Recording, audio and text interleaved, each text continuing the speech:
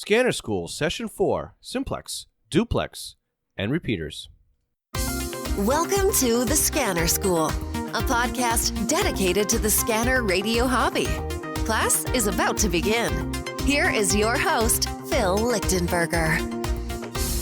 Welcome to our fourth session of Scanner School. I'm Phil Lichtenberger, W2LIE, and today we are talking about Simplex, Duplex, and repeater transmissions. So there's several ways that users on a radio system can communicate with each other.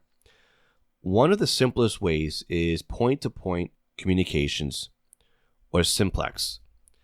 Now, point-to-point means that one user talks directly to the other, using the same frequency for transmission and reception. This is a fairly common way to communicate. The most common use for point-to-point is for like fire departments, would be fire ground communications. On the police side, sometimes Simplex is used for car to car. We don't need to be heard over a large distance. And the key here is that it's point-to-point communications, very limited range of use. And again, too, you can have this same frequency reused over a much larger geographical area because it's got a much smaller footprint of use. So if we take out the skip, the ducting, and all the wonders that make radio a great hobby, we can think about Simplex basically just as a simple line of sight communication protocol. So if you were on top of a mountain, you'd be able to talk much further than if you were talking from your basement.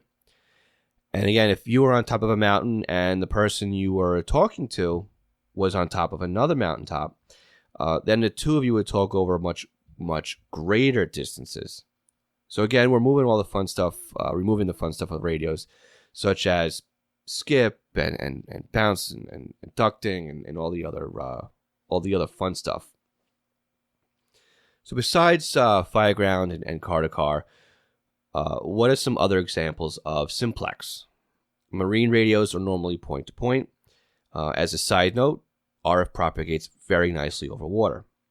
CB radios are Simplex as well. In the shortwave and HF, those communications are Simplex. And that's kind of the part that makes listening to shortwave or using HF really so much fun, is the fact that you can communicate globally using using shortwave and HF.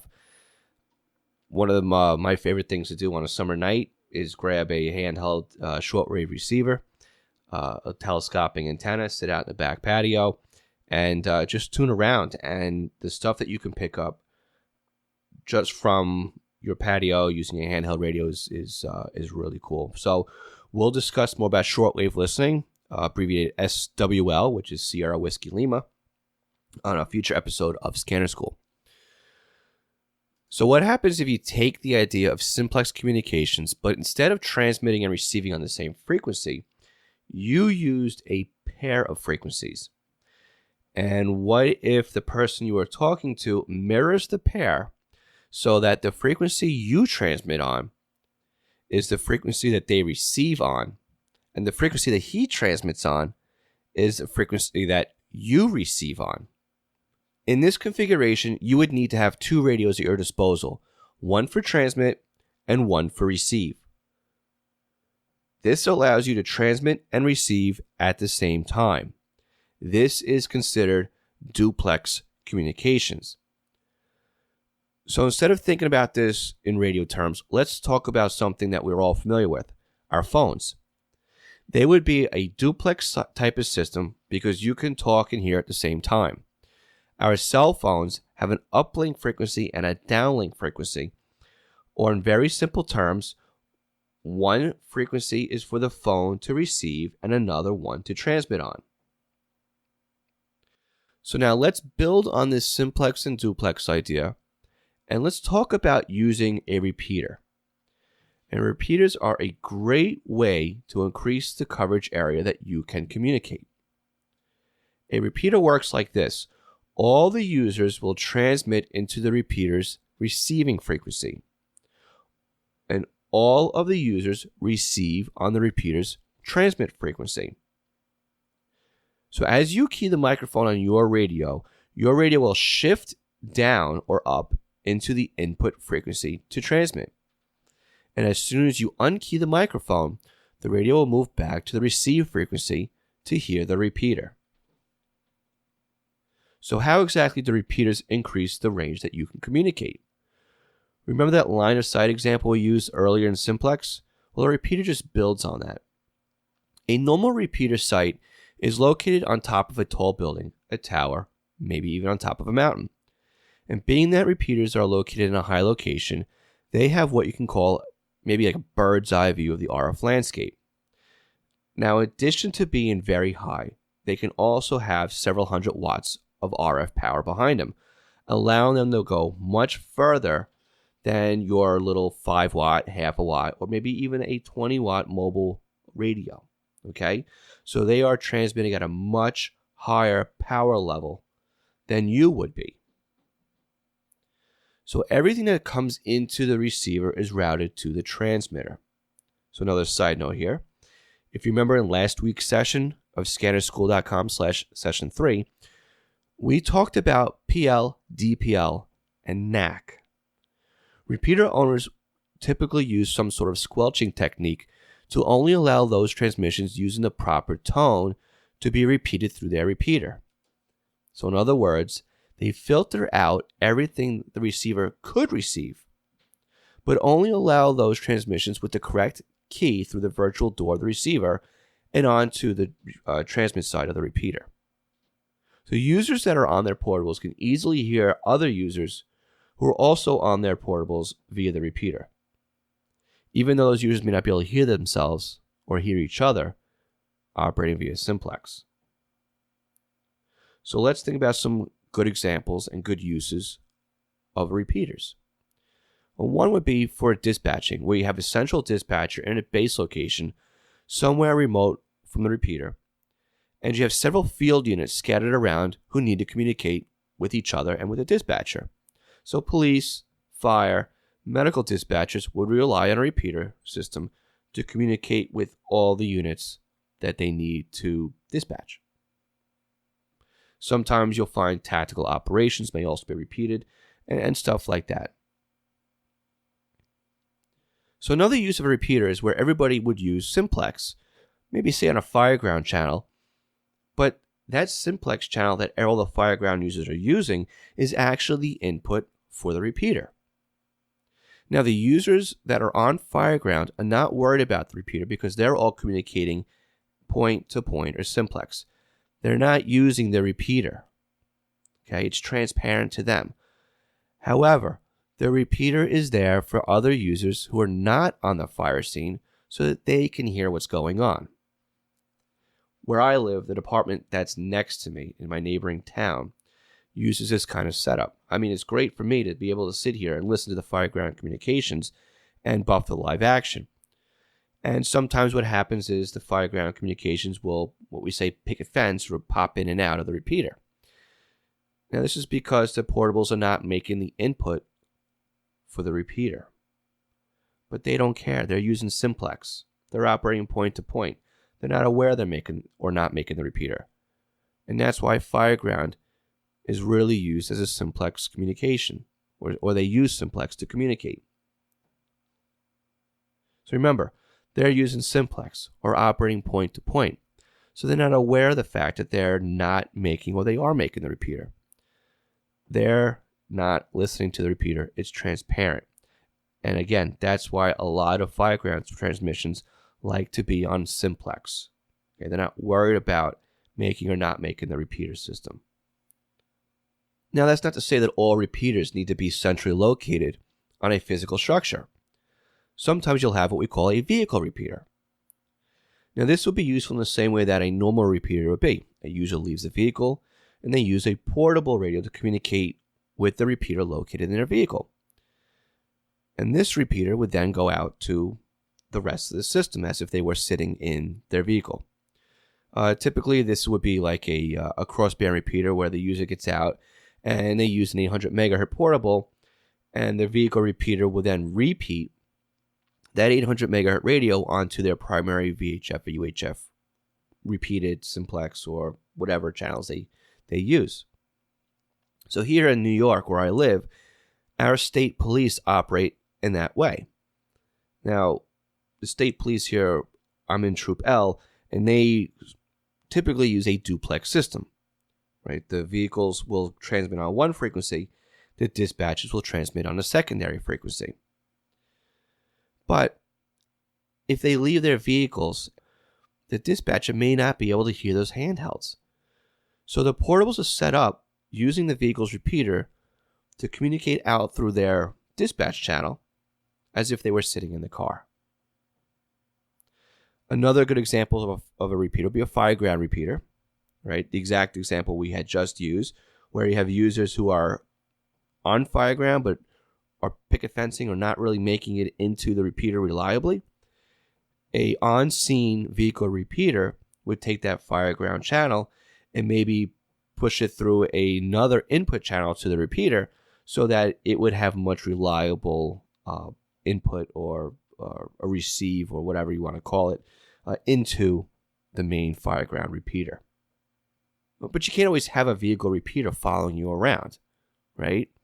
So how do you overcome some of these dead zones on a repeater system? So many of these areas are filled in by what we call voter sites.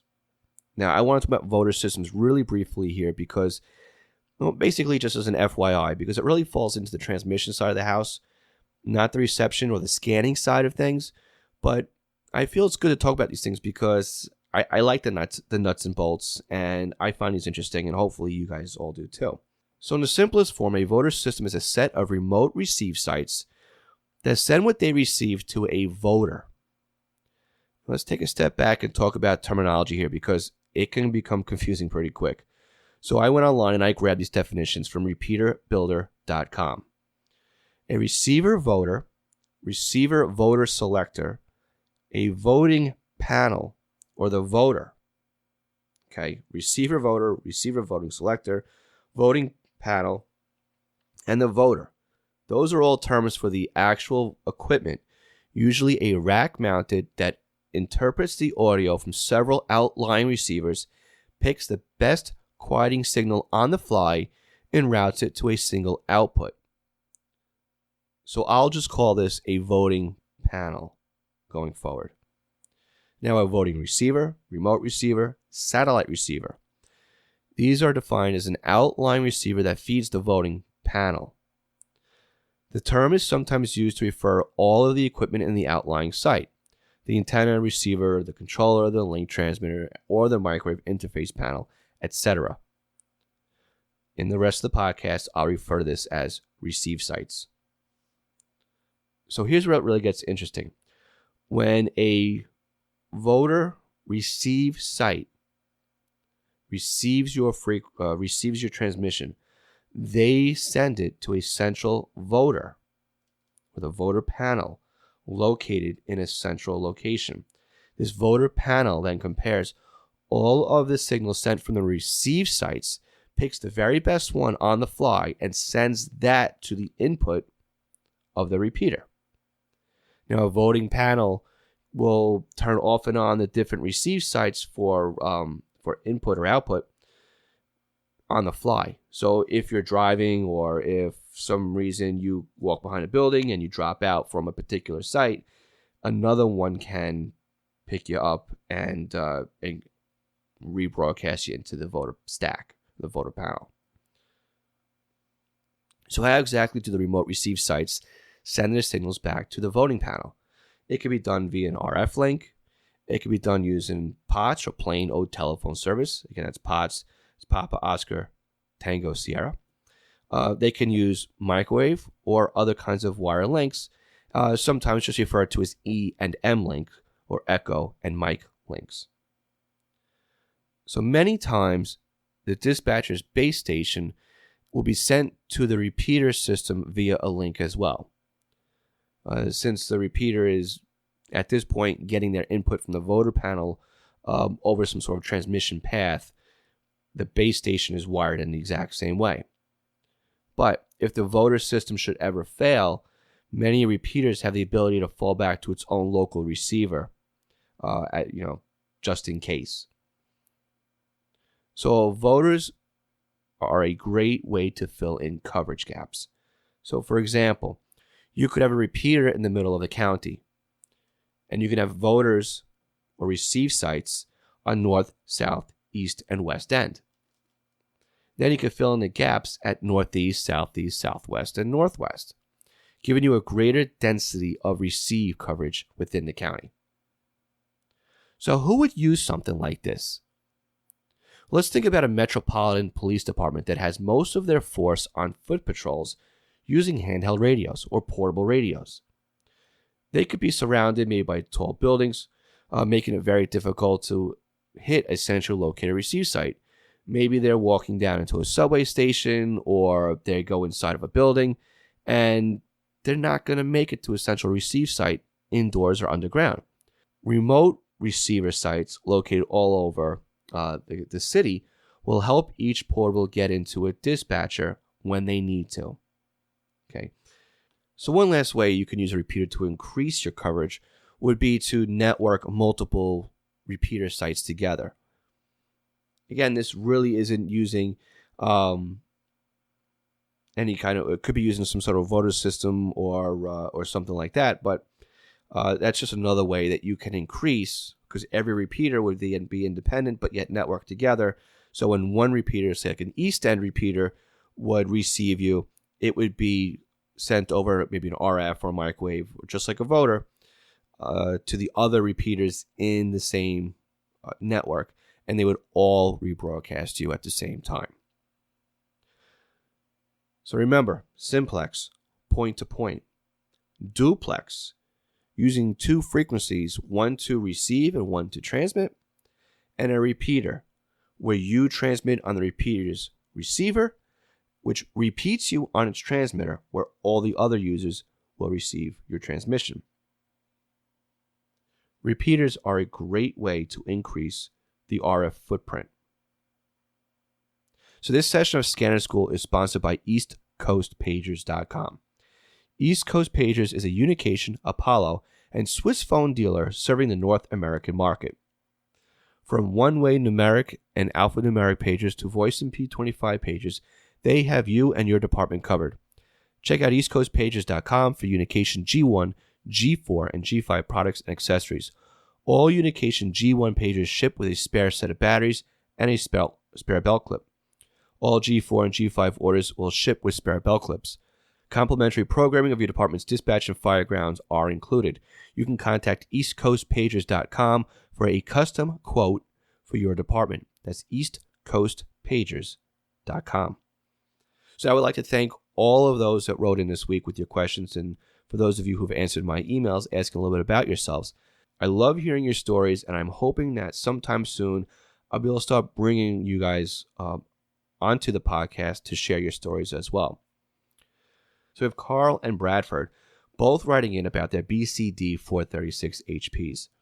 Now, I know this radio is a bit of a monster, and trust me, it can be tamed. So Carl was looking for the best way to set up his radio.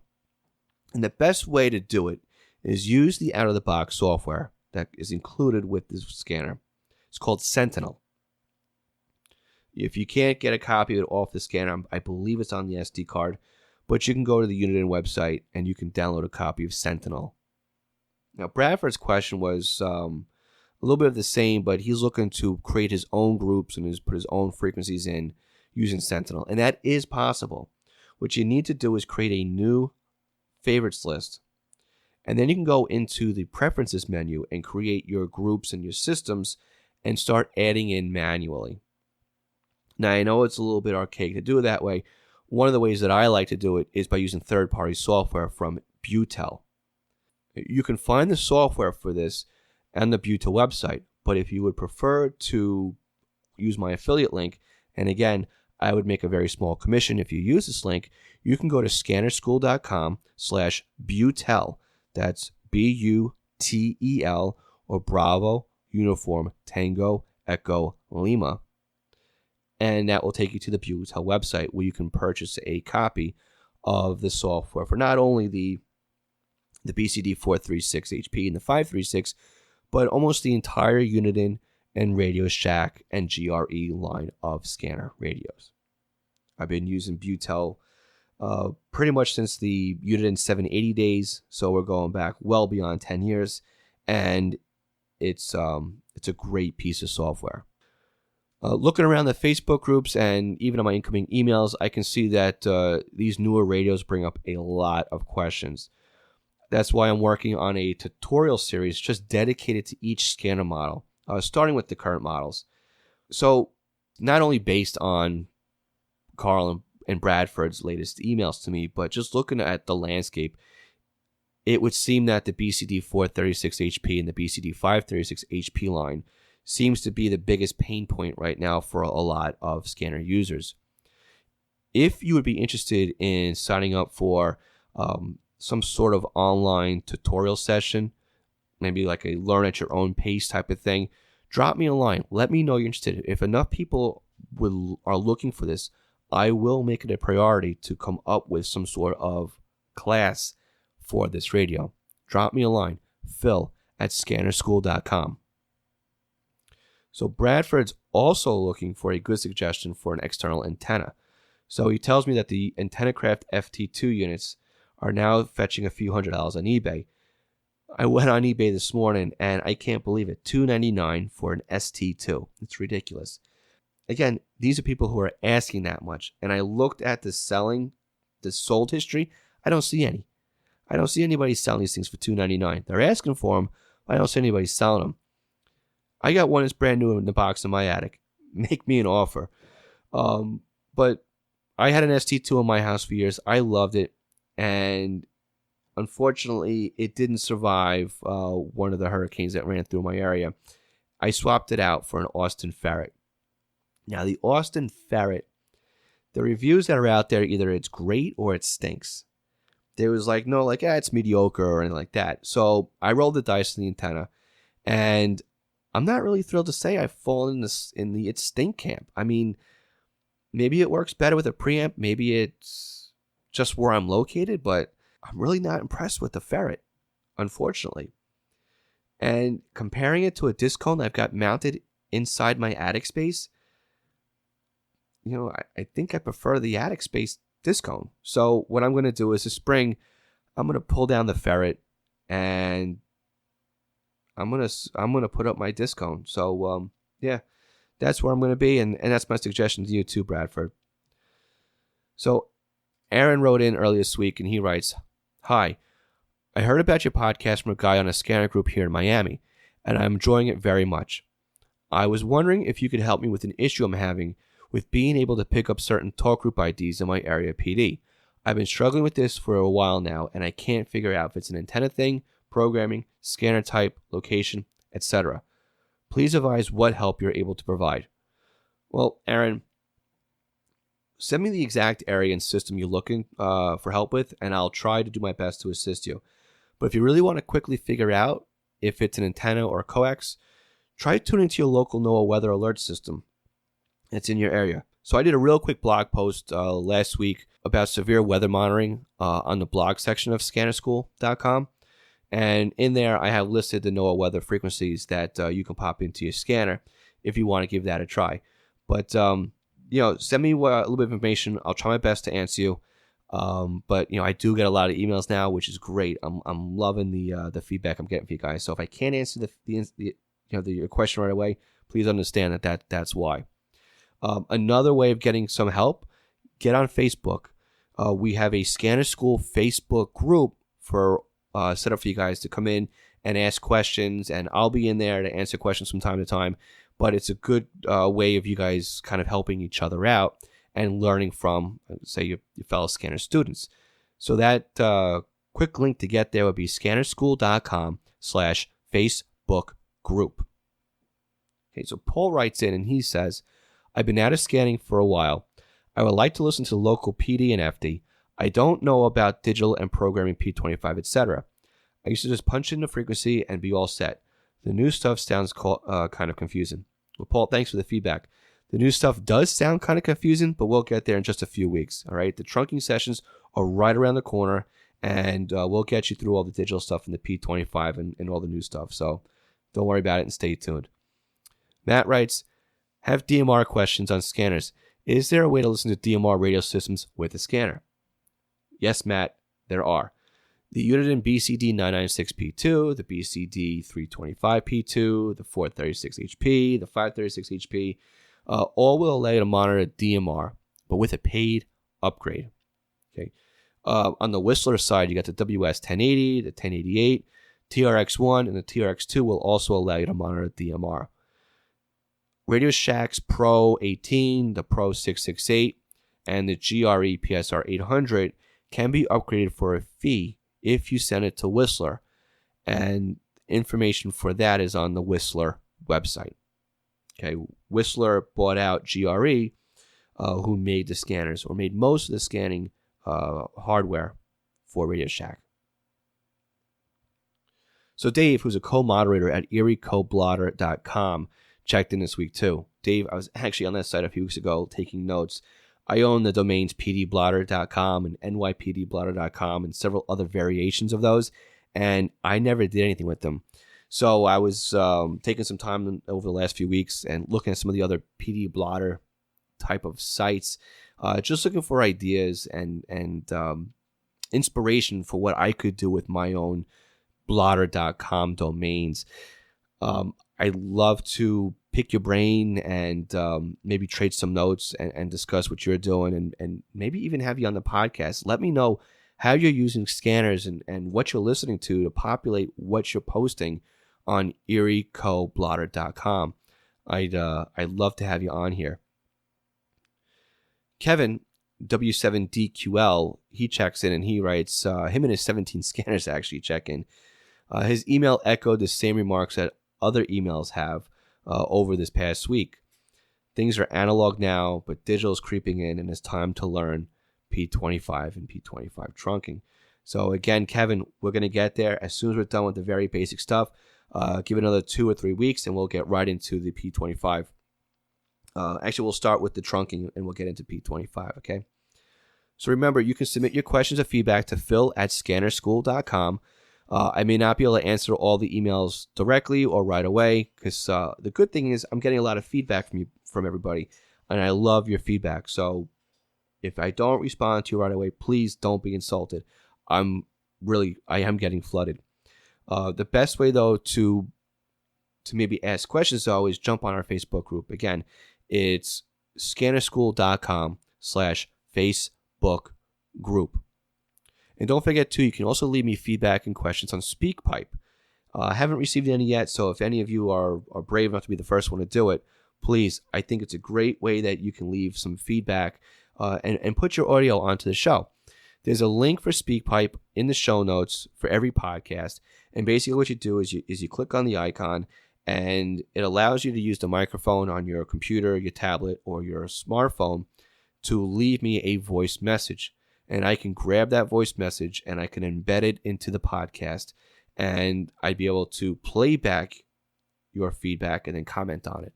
So I think it'd be a really interesting enhancement if you guys want to do that.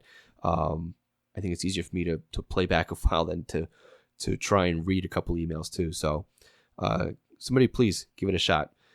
Again, I hope you found the podcast info. If you have any questions or feedback, please scannerschool.com/session4. You'll also find some bonus materials there that'll go along with this podcast. I have a couple of images that break down Simplex and Duplex and repeater systems. Just a couple of real quick doodles, I guess you can call them. And again, just fill out the form, scannerschool.com/session3. That'll get you a PDF version of the handouts, as well as throw you on our email list. And again, for those of you who are using iTunes, please get onto iTunes and leave a comment and rate the show. All right.